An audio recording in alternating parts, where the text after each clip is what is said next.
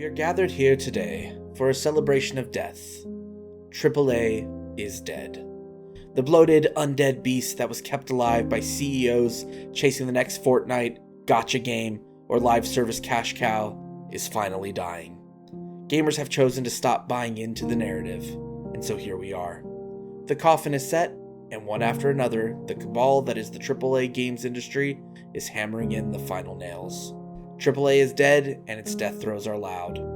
Thanks for watching. This is Majestic Peasant Studios, and I am His Royalness, the Chief Peasant. Come along as we hear the eulogies, the obituary, and testimony from those who were there to witness it all. AAA's funeral starts now. Before we dive into the timeline of AAA's death, let's be clear. These aren't the only events eroding trust in the AAA games industry. They're just the most significant. This has been coming for a while. Studios have become bloated, bigger and bigger, while we get non-innovative, soulless slop. They tell us we need to pay more, with $80 price tags and microtransactions squeezed into every possible corner. In 2023, Matt Booty explained that the reason for the longer development cycles was the increased complexity of modern games and the push to achieve higher technical marks, like 4K compatible graphics and advanced lighting. He noted that development cycles for high-end games aren't 2 or 3 years anymore, they're 4, 5, even 6. But while the industry is focused on bigger teams and longer timelines, gamers have been crying out for fun, artistic, and innovative games, not just live service monstrosities and endless post-launch content. But let's look at our nails in our coffin. The first nail in our coffin, we have to go back to July 15th, 2022. A day that will live in infamy for Sony and Destiny fans alike. Sony bought Bungie for $3.6 billion. And yes, that's billion with a B. A studio that was arguably on the decline, having mismanaged its own IP so badly that one of the most lucrative live service games in history was failing. But Sony didn't see that. They saw a pot of gold at the end of the rainbow, guarded by the leprechaun of battle passes, overpriced expansions, and cosmetic stores with prices that would make a drug dealer rethink his line of work. Fast forward 3 years and Destiny is dead. A shadow of its former self, kept on life support by cash grab partnerships with Star Wars, and expansions so out of touch with their fans wanted that you wonder which executive fresh off his MBA cooked that one up. But that wasn't the end of Bungie's story. They had another trick up their sleeve, and the live service gods spoke from on high, and Marathon was born. A game no one asked for, with a gameplay loop everyone hates, and a vibe so obviously designed to be a cash grab. Yet it managed to gain a little traction with a small fanbase, thanks to its unique and fun art style. But Bungie couldn't have that. After all, good press is apparently bad press. So they stole art from an artist, didn't credit them, and even though members of the team followed this artist online, none of Bungie's 850 employees caught it. It made it into a recent closed alpha, the hype was gone. The wind in Marathon sales was gone, and fans were left to coin a new tagline for the game. Plagiarism makes you God.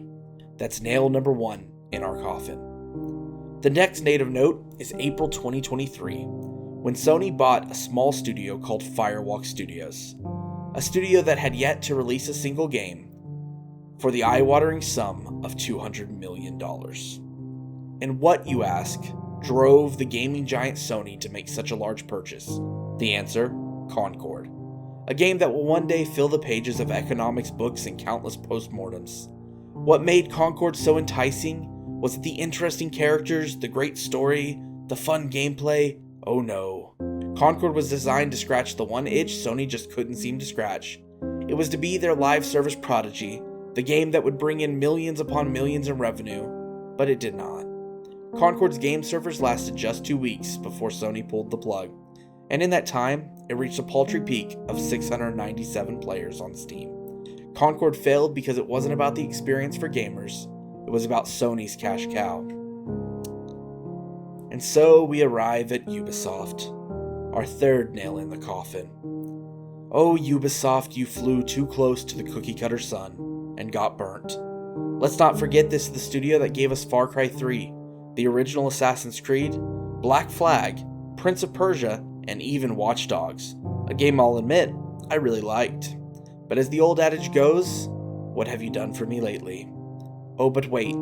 This is the studio that brought us the first quadruple A game, as noted by Games Radar Ubisoft CEO Yves Guillemot. You will see that Skull and Bones is a fully fledged game. It is a very big game, and we feel that people will really see how vast and complete that game is. It's a really full, triple, quadruple A game, end quote. How much did this quadruple A masterpiece cost to make? Estimates say between $650 million and $850 million, with an 11-year production cycle.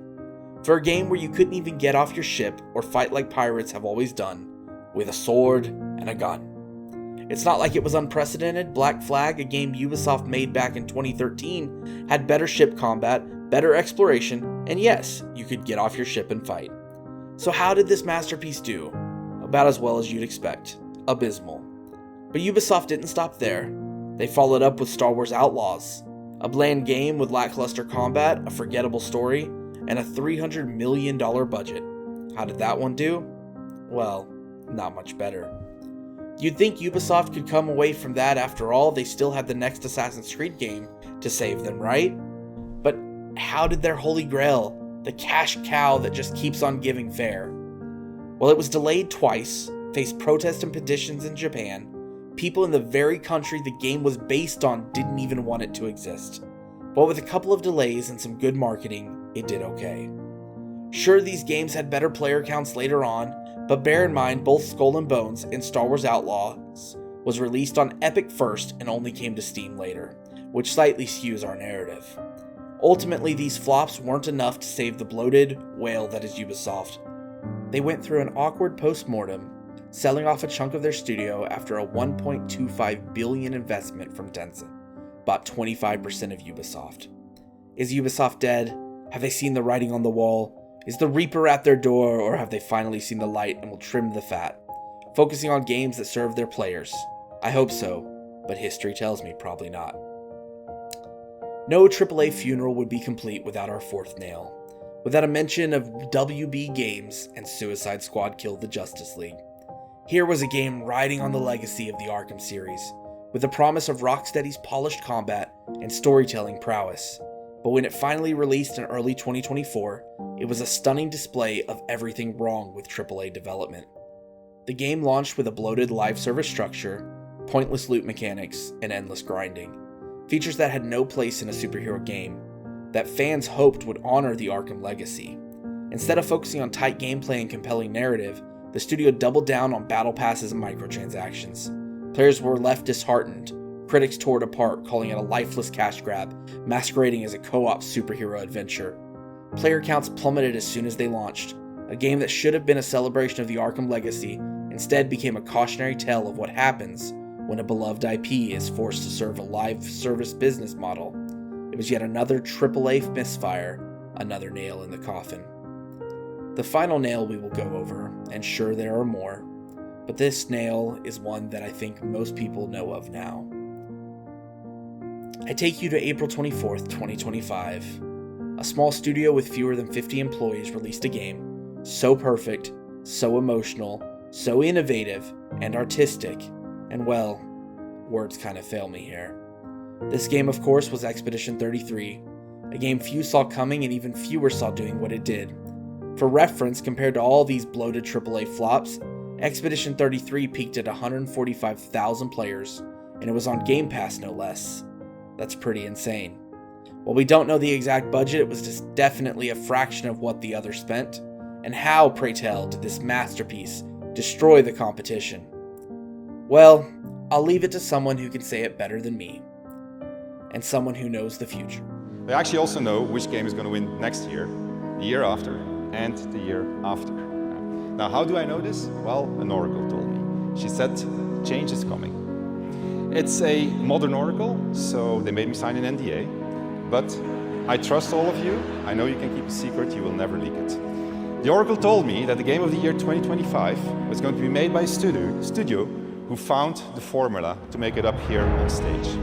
It's stupidly simple, but somehow it keeps on getting lost. The studio made their game because they wanted to make a game that they wanted to play themselves. They created it because it hadn't been created before. They didn't make it to increase market share. They didn't make it to service a brand. They didn't have to meet arbitrary sales targets or fear being laid off if they didn't meet those targets. And furthermore, people in charge forbade them from cramming the game with anything whose only purpose was to increase revenue and didn't serve the games. They didn't treat their developers like numbers on a spreadsheet. They didn't treat their players as users to exploit. And they didn't make decisions they knew were short-sighted in function of bonus or politics. They knew that if you put the game and the team first, the revenue will follow. They were driven by idealism and wanted players to have fun. And they realized that if the developers didn't have fun, nobody was going to have any fun. They understood the value of respect, that if they treated their developers and players well, those same developers and players would forgive them when things didn't go as planned. But above all, they cared about their game. AAA, as we know it, is dead. And with its death, a new day will dawn. I hope it will be the day of creative developers and creative games, full of wonder and imagination. I've created this channel to celebrate the indies and the small studios, the dreamers and the artists. Here I plan to review and showcase indie games and celebrate where devs make artistic content. And my hope is encourage you to support them, because that's where the future of this industry lies. This is Majestic Peasant Studios, signing off. If you like the content and want to see more, you know what to do.